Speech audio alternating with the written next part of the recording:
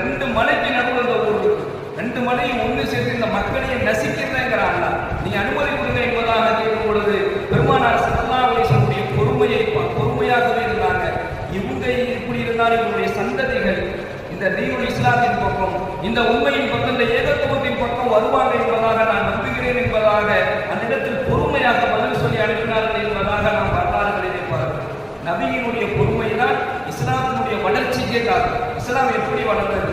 வாழெடுத்து போரிட்டு வளர்ந்ததா அல்லது வேற வழியில் வளர்ந்தது? இஸ்லாம் வளர்ந்ததற்கு காரணமே பெருமானார் ஸல்லல்லாஹு அலைஹி வஸல்லம் பொறுமைதான் காரணமாக இருந்தது. ரொம்ப பொறுமையாக இருப்பார்கள். இவருடைய இந்த பொறுமை என்று சொல்லக்கூடிய மகத்துவமான குணம்தான் பல மக்களை இஸ்லாத்தின் பக்கம் கொண்டு வரப்பட்டதற்கு ஒரு காரணமாக இருந்தது.